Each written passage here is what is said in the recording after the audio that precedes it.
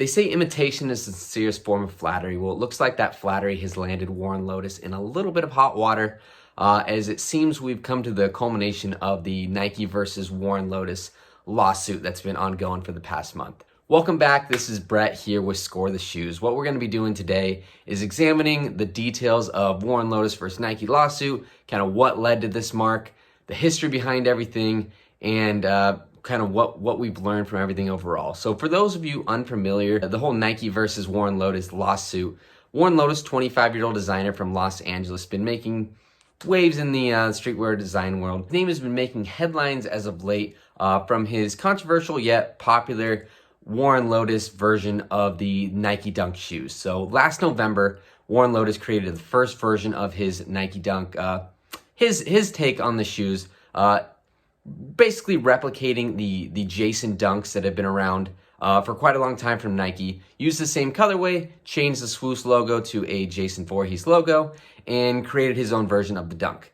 He wanted to make 1,000 pairs of these. He sold them at a $300 price tag, and they sold out.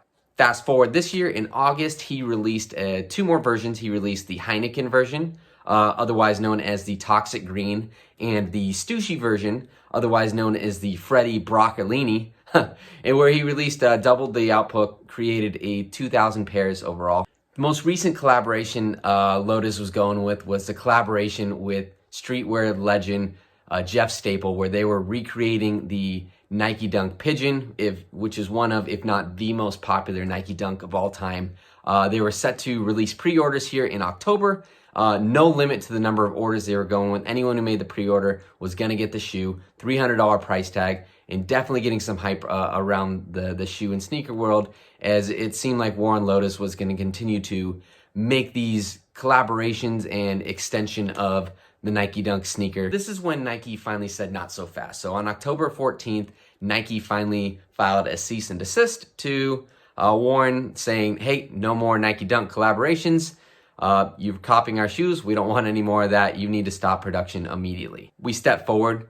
Warren decides to back down. He says that they're going to be repurposing the launch that was originally supposed to land in November, creating the new design of the WL Reaper chainsaws, as you see right here. Not my favorite shoe design in the world, but I do appreciate that he was trying to change the overall design, play ball with Nike, while still keeping his shoe creation alive. Nike comes back again, cuts the cord, and says, no, we're not having any of that. You need to stop all production of all shoes. Warren then comes back to Nike with a countersuit saying, hey there, wait a second. This isn't going to hold up because your 1985 trademark that you filed no longer qualifies to stop me from making shoes. They go back and forth in court. Finally, as of November 19th, Nike finally slams the door on the case, says, hey, no more shoes. The courts file in Nike's favor, and Warren is no longer allowed to make these Dunk collaborations. This isn't the first time that we've seen a little bit of controversy around some of the Nike shoes. First one, Bape Lows. They made a shoe very similar to the Air Force One, if you're familiar with those. However, they were able to get away with making it because they were able to change the logo enough to where they didn't strike a complete resemblance to the Nike shoe. However, the most famous one was the menthol shoes.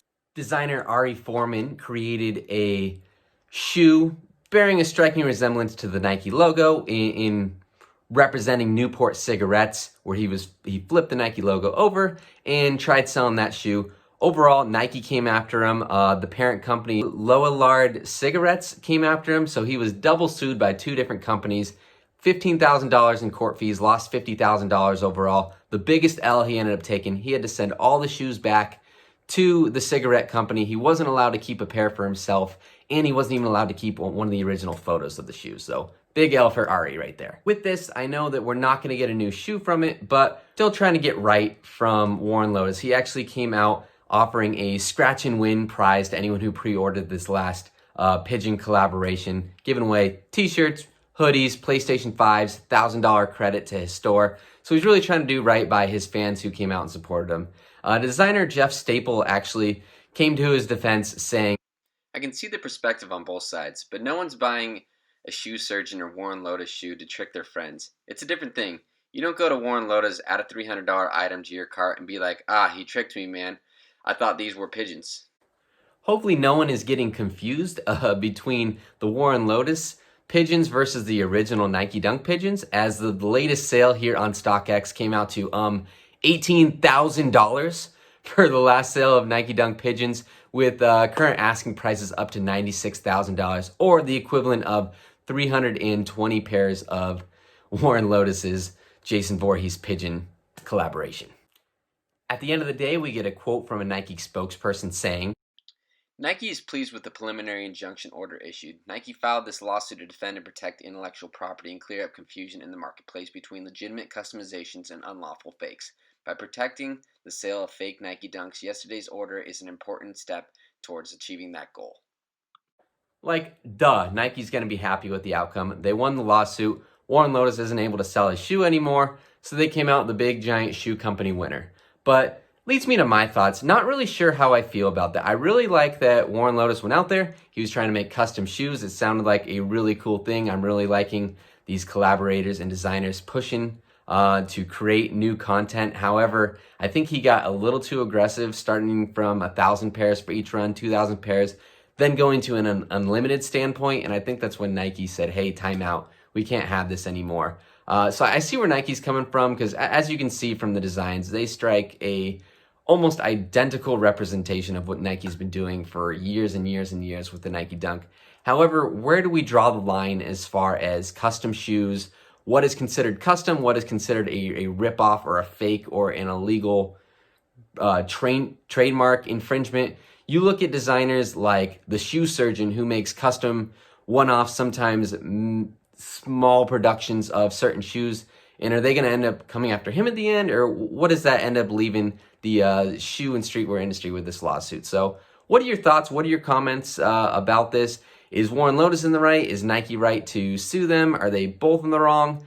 I'm not sure overall. It's definitely a fascinating story, but let me know in the comments what you think. I'm thrilled to kind of hear from what you guys have to say about this whole thing. Appreciate you guys watching this video. Hopefully you enjoyed. Make sure you hit that like and subscribe button, as I'm trying to keep up with the shoe industry, shoe trips, flips that I make here on StockX, eBay, etc. And hopefully you enjoy the content overall.